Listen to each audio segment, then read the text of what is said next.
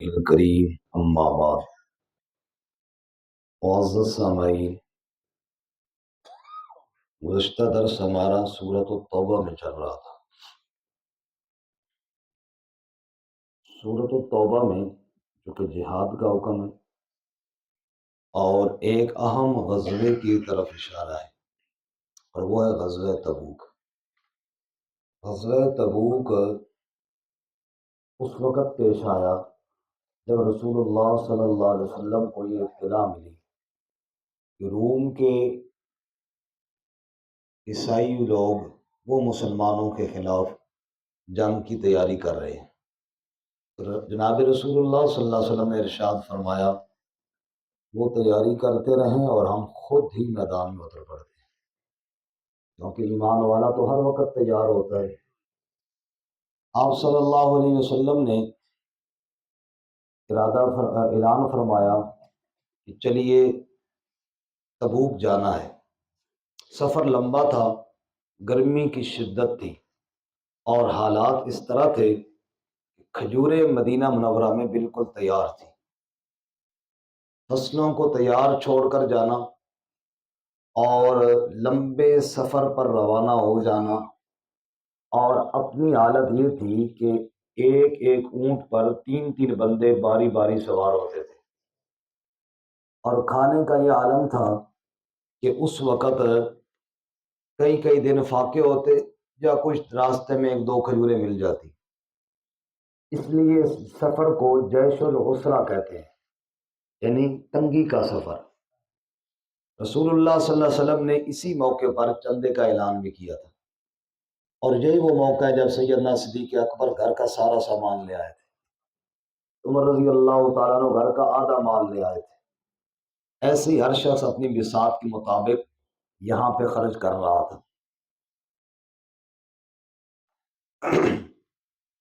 اس موقع پر منافقین نے بڑے بہانے بنائے۔ کچھ لوگ تو وہ تھے جو رسول اللہ صلی اللہ علیہ وسلم کے ساتھ گئے، ایک یہ طبقہ تھا۔ ایک وہ طبقہ تھا جو منافقین کا تھا، جو بہانے بنا بنا کے رہ گیا۔ کسی نے کہا جی میری طبیعت بڑی خراب ہے ورنہ بالکل میرا ارادہ تو تھا۔ کسی نے کہا میرے والد صاحب بیمار ہیں، کسی نے کہا جناب کوئی مسئلہ کوئی مسئلہ۔ ایک وہ لوگ تھے تیسرے جو واقعتاً معذور تھے، یعنی بیمار تھے، معذور تھے، یا جن کے پاس سواری نہیں تھی۔ رسول اللہ صلی اللہ علیہ وسلم کے پاس آئے، کہا یا رسول اللہ تلوار بھی کوئی نہیں، سواری بھی کوئی نہیں، لیکن ہم خود حاضر ہیں، آپ جہاں چاہیں جو حکم دیں ہم تیار ہیں۔ آپ صلی اللہ علیہ وسلم نے ان کو واپس کر دیا، اور وہ روتے ہوئے واپس گئے۔ حضور جا رہے ہیں اور ہم پیچھے رہ گئے۔ ایک یہ طبقہ تھا۔ چوتھا طبقہ ان مخلص مسلمانوں کا تھا جو تھے تو مخلص لے کر رہ گئے۔ یہ سب کے حالات انشاءاللہ ہم پڑھتے ہیں مختصر۔ چلو ایک بات اور بھی سنوں، یہی وہ موقع تھا جب حضرت سیدنا علی حیدر کرار رضی اللہ تعالیٰ عنہ کو رسول اللہ صلی اللہ علیہ وسلم نے مدینہ میں چھوڑا۔ باقی تقریباً ہر جنگ میں سیدنا علی رضی اللہ تعالیٰ عنہ جنگ میں شریک بھی ہوتے تھے، اور صرف شریک ہی نہیں ہوتے تھے بلکہ پہل ہوتے تھے۔ اس موقع پر آپ صلی اللہ علیہ وسلم نے ان کو کہا کہ آپ نہ جائیں، آپ مدینے کا انتظام سنبھالیں۔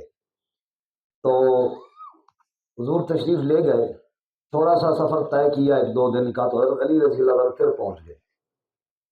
ایسی فجر کا ٹائم تھا تو آپ نے کہا علی تم پھر آ گئے ہو، میں نے تو تمہیں مدینہ میں چھوڑا تھا۔ تو حضرت علی رضی اللہ تعالیٰ عنہ فرمایا یا رسول اللہ مجھے شرم آتی ہے، مدینہ میں عورتیں ہیں، بچے ہیں، معذور ہیں، یا کوئی منافق ہے، تو میں ان کے ساتھ رہوں؟ مجھے شرم آئی تو میں پھر روانہ ہو گیا۔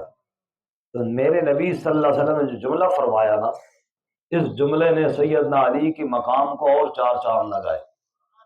توجہ سے سننا، حضور نے فرمایا علی اما ترضا ان تکون منی بمنزلت ہارون من موسیٰ الا انہ لا نبی بعدی۔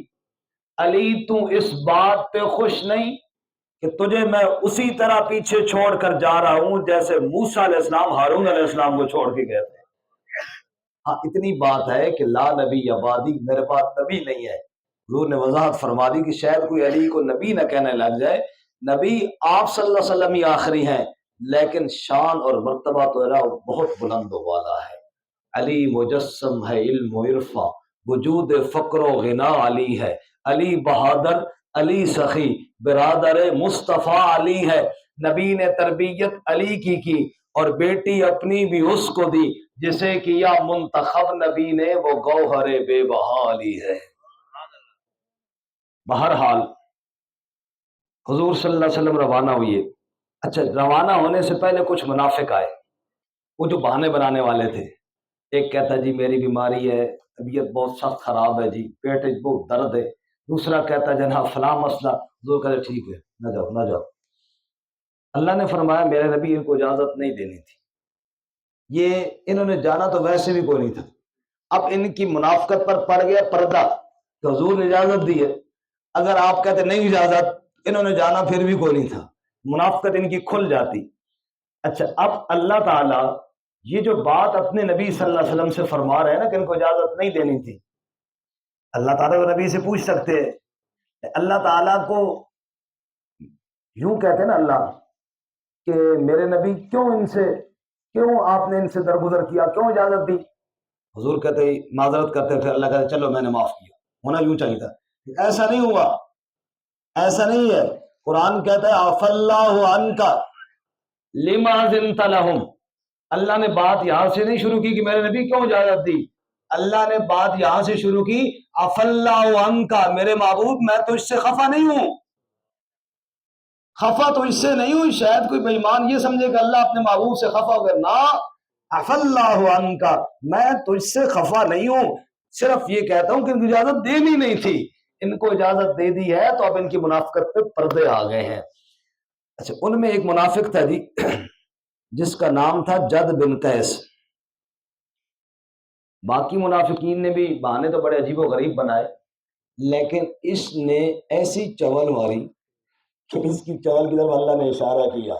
اللہ تعالیٰ فرماتے ایسے بدنصیب بھی ہیں جو یہ آ کر کہتے ہیں اذنی ولا تفتنی، او یا رسول اللہ میں ویسے تو ضرور جاتا، مسئلہ یہ ہے کہ روم کی جو لڑکیاں ہیں نا، مجھے ڈر ہے کہ میں ان کو دیکھ کر کہیں گناہ میں نہ مبتلا ہو جاؤں، اس لیے مجھے نہ لے جائیں۔ اللہ فرماتے ہیں الا فی الفتنۃ سقطوا، تو کہتا ہے میں فتنے میں نہ پڑ جاؤں، اور بے وقوف اس سے بڑا اور کیا فتنہ ہوگا کہ میرے نبی کی مخالفت کر رہا ہے۔ بہرحال یہ منافقین کی عادات اور حالات بیان ہوئی۔ منافقین اسی سفر میں تھے، رسول اللہ صلی اللہ علیہ وسلم کے خلاف کچھ باتیں کی انہوں نے کہا جی ہم مدینہ جائیں گے، ان کو اپنے شہر سے نکال دیں گے، کچھ گئے بھی تھے نا ساتھ منافقین، تو اس طرح کی باتیں انہوں نے کی۔ ایک صحابی حضرت زید بن ارقم رضی اللہ تعالیٰ عنہ، انہوں نے یہ باتیں سنی، انہوں نے جا کے اپنے چچا کو بتائی، چچا نے رسول اللہ صلی اللہ علیہ وسلم کو بتائیں، حضور صلی اللہ علیہ وسلم نے ان کو بلایا، ان کو نہیں جی نہیں ہم نے تو ایسی کوئی بات نہیں کی، بھلا آپ کے خلاف ہم بات کر سکتے ہیں؟ اب شب کوئی کی ہوگی، ورنہ ایسی کوئی بات نہیں ہے۔ حضرت زید کہتے ہیں مجھے بڑا دکھ ہوا، انہوں نے جھوٹ بول کے اللہ کے نبی کو مطمئن کر لیا، لیکن میں حیران رہ گیا کہ رب نے وہی بھیج کر وہی بات نبی پاک کو بتائی جو میں نے بتائی تھی، اور منافقین کا پول اللہ تعالیٰ نے کھول دیا۔ بہرحال اس کے بعد اللہ تعالیٰ نے فرمایا، منافقین کی خوب اللہ تعالیٰ نے مذمت بیان کی ہے، فرمایا بعض ایسے بھی ہیں، توجہ کرنا بہت پیاری بات ہے جو ایسا پڑھ رہا تھی، بعض ایسے بھی ہیں جو پہلے تو کہتے یا اللہ مال دے تیری راہ میں خرچ کریں گے، جب اللہ نے مال دیا پھر بخل پہ آ گئے، خود تو آئے ہی بخل پہ۔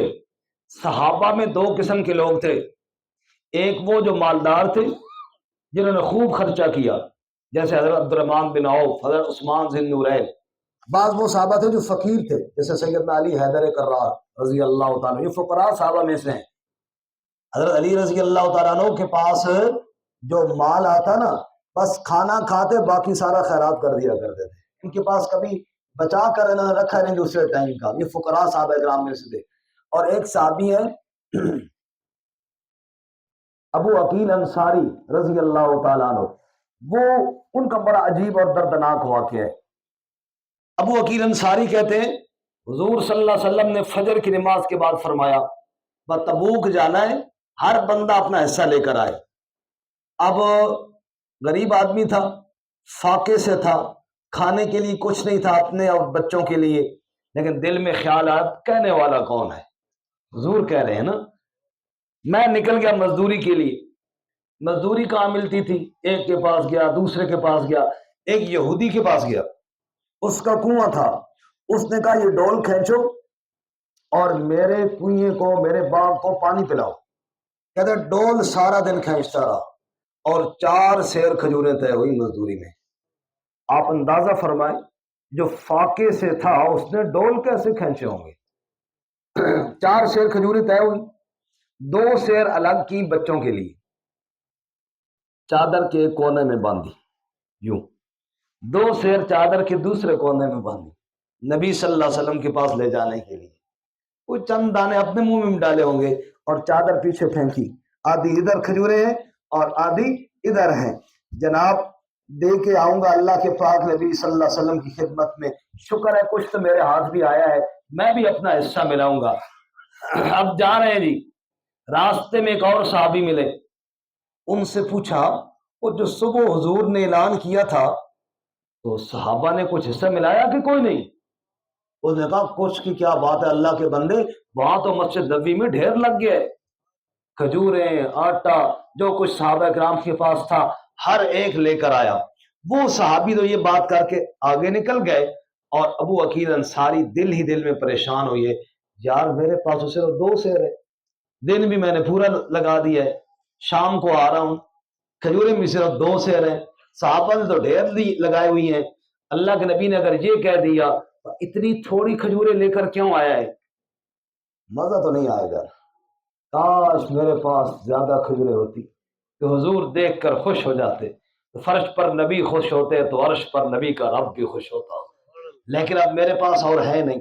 یہ دل میں سوچ رہے ہیں اور پھر جا رہے ہیں دبے قدموں کی طرف، مسجد نبوی کی طرف، لیکن میرے بھائیوں اللہ تعالیٰ تو دل کے اخلاص کو دیکھتے ہیں۔ ابھی وہ مسجد نبوی میں نہیں پہنچے کہ رب نے جبرائیل کو پہلے بھیج دیا اور رب نے فرمایا میرے محبوب میرا ایک بندہ آ رہا ہے اور سارا دن بھوکے پیاسے ہو کر مزدوری کر کے تھوڑی سی کھجوریں لے کر آ رہا ہے، میرے حبیب ایسا نہ ہو اس کا دل ٹوٹ جائے، اس انداز میں اس کی کھجوریں قبول کیجئے تاکہ اس کا دل باغ باغ ہو جائے، اس کا دل خوش ہو جائے۔ اب وہ سوچ رہے ہیں کہ 2 سیر کھجوریں بھلا یہ کیا چیز ہے؟ اللہ کے نبی کہیں ڈانٹ نہ دے، حضور کہیں یہ نہ کہہ دے کہ اتنی تھوڑی کیوں لے کر آئے، وہ اپنے ذہن میں یہ سوچ رہے ہیں، اور غریب آدمی ویسے ہی کئی خیالات اس کے دل میں آتے ہیں، وہ یہ سوچ کے جا رہے ہیں، اور اللہ کے پاک نبی گویا کہ اس کی آمد کا انتظار فرما رہے ہیں، وہ کب آئے تاکہ میں اس کی کھجوریں قبول کروں اور اسے خوش کروں۔ وہ جو مسجد کے دروازے سے سامنے ہوئی ہے نا، دبے پاؤں کے ساتھ، سہمے ہوئے دل کے ساتھ، اور اللہ کے نبی نے دیکھ کے مسکرا، او جلدی آ جلدی آ، تیری کھجوروں نے تو اللہ کے عرش کے اندر دھوم مچا دی ہے۔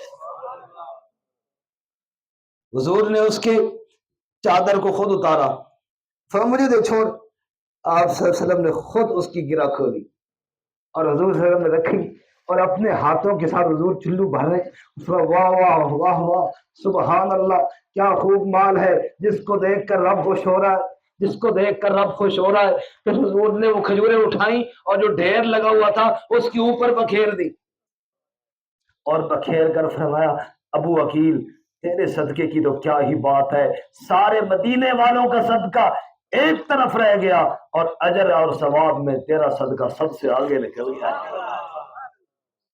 رب تو دلوں کے حالات جاننے والا ہے۔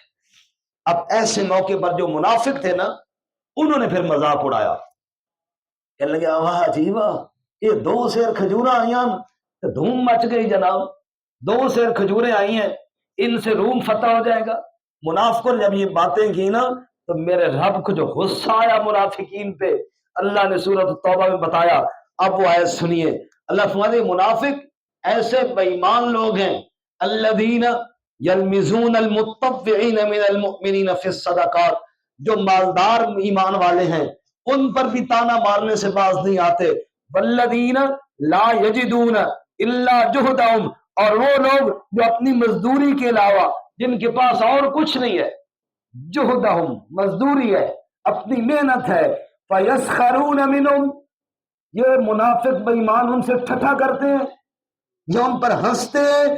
سخر اللہ منہم، اللہ ان سے ٹھٹھا کرے گا. وَلَهُمْ عَذَابٌ علیم، اور رب نے ان کے لیے دردناک عذاب تیار کر رکھا ہے.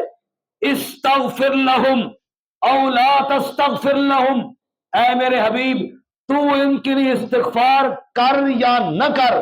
ان تستغفر لہم 70 مرۃ فلن یغفر اللہ لہم، میرے محبوب 70 بار بھی تو نے ان کے لیے استغفار کی تو ان بے ایمانوں کو میں معاف نہیں کروں گا، نہیں معاف کروں گا ان کو جنہوں نے میرے غریب ایمان والے بندوں کا مذاق اڑایا ہے، میں ان کو معاف. اور آگے اللہ نے فرمایا وَلَا تُصَلِّ عَلَىٰ أَحَدٍ مِّنْهُمْ مَاتَ أَبَدًا وَلَا تَقُمْ عَلَىٰ قَبْرِهِ، میرے محبوب ان بے ایمانوں میں سے کوئی مر جائے نہ اس کی نماز جنازہ پڑھاؤ اور نہ اس کی قبر پہ جا کے دعا کرو. یہ اس قابل نہیں ہے کہ ان کے لیے میرے نبی کی دعائیں ہوں. یہ ایمان والوں کا ٹھٹھا اور مذاق اڑاتے ہیں. یہ تو خیر بات ہو گئی ان لوگوں کی. ایک بات میں اور اس میں شامل کرنا چاہتا ہوں ان لوگوں کے لیے جو سوشل میڈیا پہ بیٹھ کے نبی کے صحابہ پہ تنقید کرتے رہتے ہیں، پوسٹیں لگاتے رہتے ہیں صحابہ کے خلاف، جو دل میں آتا ہے بکتے رہتے ہیں، لکھتے رہتے ہیں نبی کے غلاموں کے خلاف. باز آ جاؤ، باز آ جاؤ، نبی کے صحابہ کے خلاف زبان درازی نہ کرو. نبی کے صحابہ کے خلاف اپنے قلم کو روک لو، اپنی زبانوں کو روک لو. دیکھتے نہیں ہو جن کی زبانیں نبی کے یاروں کے خلاف چلی ہیں رب کو کتنا غصہ آیا ان پہ. یہ ہمارے طالب علم ہے، خود ہم بے شک ڈانٹیں، اللہ کی قسم ہے کوئی اور بندہ ان کو ڈانٹے تو اتنا دکھ لگتا ہے. تو کون ہوتا ہے یار ہمارے شاگردوں کو ڈانٹنے والا؟ جب میرے شاگردوں کو کوئی ڈانٹے مجھے غصہ آتا ہے. جب میرے نبی کے شاگردوں کے بارے میں کوئی بکواس کرے نبی ناراض ہوگا، جب نبی ناراض ہوگا تو نبی کا رب بھی ناراض ہوگا. اللہ اللہ فی اصحابی لا تتخذوا غرضا من بعدی، اللہ کے نبی نے 2 دفعہ اللہ کا نام لیا. میں تمہیں اللہ کا واسطہ دیتا ہوں اپنے صحابہ کے بارے میں میرے بعد ان کو تنقید کا نشانہ کبھی نہ بنانا. من احبہم فبحبی احبہم ومن ابغضہم فببغضی ابغضہم. حضور فرماتے ہیں جو ان سے محبت کرتا ہے وہ میری وجہ سے کرتا ہے نا، جو ان سے دشمنی رکھتا ہے میری وجہ سے رکھتا ہے. اس لیے صحابہ کرام کے خلاف، نبی کے اہل بیت کے خلاف، نبی کی ازواج مطہرات کے خلاف، اور ہم تو کہتے ہیں نبی جس سواری پہ سوار ہوئی ہے وہ گدھا کیوں نہیں تھا، اس کے خلاف بھی زبان کو روک لو. نبی جس گلیوں سے گزرے ہیں ان گلیوں کی بھی تعظیم کرو. نبی کی نالین تو بہت اونچے ہیں، جو مٹی میرے نبی کی نالین کو چھو کے آئی ہے اس مٹی کا بھی احترام کرو. اللہ اکبر. خیر اس کے بعد حضور واپس جب آئے نا تو منافقین باتیں بتانے لگے. کسی نے کہا جناب وہ جی میں ضرور جاتا جی. حضور کہتے ٹھیک ہے ٹھیک ہے. اللہ نے فرمایا فارضوا عنہم، ٹھیک ہے میرے نبی ان کو اعراض کرو، کیونکہ یہ اس قابل ہی نہیں ہے کہ ان سے پوچھا جائے بھائی ہاں جی خیریت ہے کدھر گئے سو کیوں نہیں آئے ہو. بس ٹھیک ہے جو نہیں آیا نہ آئے، ان کی اس قابل ہی نہیں ہے. آگے اللہ تعالیٰ نے فرمایا رہے تیرے یار جو تیرے ساتھ گئے تھے، والسابقون الاولون من المہاجرین والانصار والذین اتبعوہم بإحسان رضی اللہ عنہم ورضوا عنہ. رضی اللہ عنہم، بولو سارے بولو، رضی اللہ عنہم ورضوا عنہ. فرمایا پہل کرنے والے میرے نبی کے ساتھ سبقت کرنے والے مہاجرین میں سے ہوں تب، انصار میں سے ہوں تب، جو ان کی اتباع کرنے والے ہوں پیچھے چلنے والے، اللہ ان سے راضی ہو گیا اور وہ اللہ سے راضی ہو گئے. اعد لہم جنات تجری تحتہا الانہار، میں رب نے جنت تیار ہی محمد کے یاروں کے لیے کی ہے. ذالک الفوز العظیم، یہ بڑی کامیابی والے لوگ. تم نے کیا سمجھا ہے جس کا جو دل میں آئے کہتا رہے، پوچھنے والا کوئی نہیں ہے. یہ میرے محمد صلی اللہ علیہ وسلم کے شاگرد ہیں صلی اللہ. اس کے بعد کچھ وہ صحابہ تھے جو حضرت ابو لبابہ اور ان کے کچھ اور ساتھی تھے، یہ بھی نہیں جا سکے تھے. انہوں نے کیا کیا کہ اپنے آپ کو نا مسجد نبوی کے ستونوں سے باندھ دیا. حضور واپس آئے فرمایا یہ کون ہے؟ کہا جی یہ رہ گئے تھے تبوک کے سفر میں اور انہوں نے اپنے آپ کو ستونوں کے ساتھ باندھ دیے اور کہتے ہیں حضور معاف کریں گے کھولیں گے تو ٹھیک ہے ورنہ بندے رہیں گے. یہ قیدی باندھے جاتے تھے نا, انہوں نے اپنے آپ کو مجرم بنایا. حضور مسکرائے اور فرمایا ٹھیک ہے. اللہ تعالیٰ نے فرمایا نا وآخرون اعترفوا بذنوبهم خلطوا عملا صالحا وآخر سیئا عسى اللہ ان یتوب علیہم. اور میں جاؤ اللہ نے تمہیں معاف کیا تو میں نے بھی تمہیں معاف کر دیا ہے. 3 صحابی وہ تھے جی. اور یہ ایک اور بڑا دردناک واقعہ جو رہ گئے تھے اس موقع پر. ایک حضرت کعب بن مالک, ایک حضرت مرارہ رضی اللہ تعالیٰ عنہ اور ایک حضرت ہلال. یہ 3 صحابی تھے جو رہ گئے تھے اور بغیر عذر کے رہ گئے تھے. حضرت کعب واقعہ بیان کرتے ہیں. واقعہ تو 3 صحابہ کا ہے لیکن زبان سنانے کے لیے حضرت کعب رضی اللہ تعالیٰ عنہ کی ہے. حضرت کعب فرماتے ہیں حضور واپس آئے اور منافقین بہانے بنا رہے تھے. مجھے بھی میری برادری کے لوگوں نے کہا تم بھی کوئی بہانہ معذرت کر لے, حضور دعا کر دیں گے معافی ہو جائے گی. کہتے ہیں میں جب حضور صلی اللہ علیہ وسلم کی طرف گیا نا تو میرے دل نے ضمیر نے مجھے کہا کعب ایک غلطی پہلے ہو گئی کہ نبی پاک نے کہا تھا نکلو اور نہیں گئے ہو. دوسری غلطی آپ کرنے لگے ہو کہ ایک بہانہ خام خواہ کا بنا کے بات جا کے سیدھی کرو پھر دیکھا جائے گا.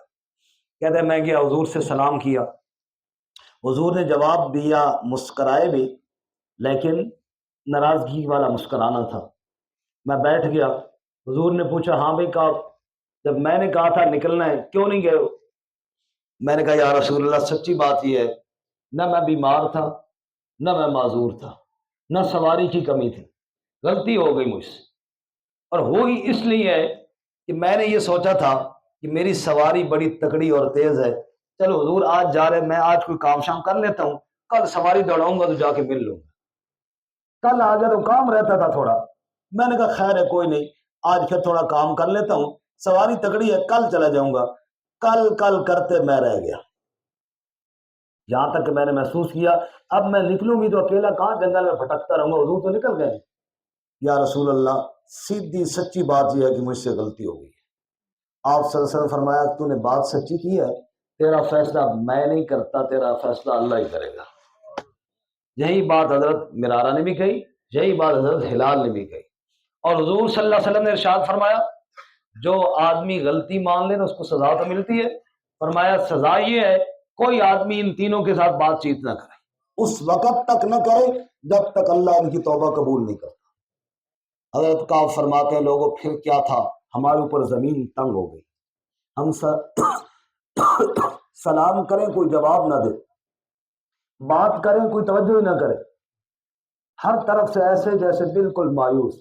حضرت کعب فرماتے ہیں تینوں میں ذرا زیادہ باہمت تھا. میں ہر روز 5 وقت نماز کے لیے مسجد جاتا اور ہر نماز سے پہلے جا کے حضور کو سلام کرتا. حضور صلی اللہ علیہ وسلم منہ پھیر لیتے. کعب کہتے اللہ کی قسم دل ٹکڑے ٹکڑے ہو جاتا. تو حضور نے منہ پھیر لیا تو پیچھے کیا بچا. لیکن میں پھر بھی حضور کے پیچھے نماز پڑھتا اور نماز کے بعد جو سنتے نفل وغیرہ ہوتے جہاں حضور بیٹھے تھے میں وہاں جا کے پاس پڑھتا اور تھوڑا تھوڑا دیکھتا حضور کی طرف کہ حضور میری طرف دیکھتے بھی ہیں کہ نہیں. کہتے میں نے یہ محسوس کیا کہ جب میں نماز میں ہوتا ہوں تو حضور میری طرف دیکھتے تھے, لیکن جب میں حضور صلی اللہ علیہ وسلم کی طرف دیکھتا تھا حضور چہرہ پھیر لیتے اور میں روتا ہوا واپس چلا آتا تھا. اگلی نماز میں پھر جاتا پھر سلام کرتا. آج ہم ایک دفعہ کسی کو سلام کریں نا اور وہ جواب نہ دے تو ساری زندگی اس کو سلام نہیں کرتے. مجھے خود یاد ہے ہمارے ایک بھائی نے, وہ کافی دنوں بعد ملے, کرونا کے دن تھے, میں بڑی چاہت سے ان کے بعد ملنے کے لیے بڑے دنوں بعد جو ملے انہوں نے مجھے کہا نہیں آپ نہ ملاؤ. حالانکہ وہ عذر تھا, کوئی مخالفت تو نہیں تھی, لیکن وہ اب بھی مجھے جب یاد آتا ہے نا بڑی وہ شرمندگی سی ہوتی ہے یار دیکھو میں کیسے گیا اور انہوں نے مجھے آگے ایسے کر دیا. حالانکہ کوئی ناراضگی نہیں تھی, کوئی انہوں نے دشمنی کی وجہ سے یہ نہیں کہا, ایک عذر کی وجہ سے کیا تھا, لیکن پھر بھی محسوس ہوتا ہے. اور جب سچ میں بنا کہ جا میں تیرے ساتھ ہاتھ نہیں ملاتا تو پھر کتنا بڑا دکھ ہوتا ہے. ہر روز 5 وقت سلام کرتے تھے, 5 وقت. اور یہ بات کوئی 2-4 دن نہیں, کہتے ہیں 40 دن گزرے. 40 دنوں کے بعد حضور کا پیغام آیا بیوی سے بھی الگ ہو جاؤ۔ اس 40 دنوں میں اور تو کوئی نہیں ساتھ تھا، لیکن اہلیہ تو ساتھ تھی۔ جب یہ پیغام آیا کہتے میں نے سوال کیا، میں نے پوچھا اللہ کے نبی سے پوچھ کے بتاؤ، جو پیغام دینے والا تھا اس کو کہا کہ بیوی کو طلاق دے دوں؟ انہوں نے کہا نہیں، طلاق نہ دے دو، اس کو ماں باپ کے گھر بھیج دو۔ حضرت کہا کہتے میں نے گھر والی سے کہا چل ماں باپ کے گھر چلی جا، جب تک حضور اجازت نہ دے واپس نہ آنا۔ کہتے میری اہلیہ کہنے لگی کعب اگر تو نہیں جاتا نا نبی پاک کے پاس تو میں جاتی ہوں، جا کر حضور کی منت کر لیتے ہیں یا رسول اللہ، اکیلا بندہ گھر میں کیسے رہے گا، کھانا بنانا ہے، جانور رکھے ہیں اور 100 مسائل ہے، تو مجھے اجازت دیں میں کوئی روٹی تو پکا کے دوں اس کو۔ حضرت کعب کہتے ہیں میں نے گھر والی سے کہا چپ کر کے چلی جا ماں باپ کے گھر، پہلے حضور ناراض ہے، پھر جائیں گے تو کہیں اور خفا ہو گیا تو پھر چپ کر کے چلی جا، جب تک حضور اجازت نہ دے واپس نہ آنا، میرے گھر میں قدم نہ رکھنا۔ کہتے ہیں بیوی چلی گئی، اب میں اکیلا رہ گیا، اور 10 دن مزید گزر گئے۔ کتنے دن ہو گئے جی؟ 50 دن ہو گئے۔ کہنے لگے 50 دن ہو گئے، میں ایویں گھر سے باہر نکل پڑا پریشان حال ہو کر، کوئی مجھے سلام کا جواب نہیں دیتا۔ ابو طلحہ میرا جگری یار تھا اور میرا چچا زاد بھی تھا، میں نے اس کو ایک دن سلام دیا، ایک دفعہ اس نے جواب نہ دیا، پھر میں نے سلام کیا اس نے جواب نہ دیا، میں نے تیسری بار سلام کر کے کہا گل سن، میں کوئی کافر ہوں، میں کوئی منافق ہوں، سلام کا جواب کیوں نہیں دیتا؟ اللہ کی قسم میں مومن ہوں، اللہ کی قسم میں منافق نہیں ہوں۔ ابو طلحہ کہنے لگے یہ ہمیں پتہ ہے تو مومن ہے یا نہیں، یہ اللہ جانے اور تو جانے، ہمیں حضور نے منع کیا ہے، جب تک حضور اجازت نہیں دیں گے تیرے سلام کا جواب نہیں دیں گے۔ ایسے غلامی کرنے والے تھے۔ ثانی احمد مختار تو کیا لاؤ گے، اس کے صحابہ کی مثالیں بھی نہیں پاؤ گے۔ 50 دن کے بعد فرماتے میں بھی گھر سے باہر نکلا، بولتا تو ہے کوئی نہیں پر چلو تھوڑا باہر چکر تو لگاؤں، بندہ تنگ پڑ جاتا ہے نا۔ کہنے لگے میں باہر گیا، مجھے کسی نے آواز دی بھی کوئی بندہ ڈھونڈ رہا ہے آپ کو۔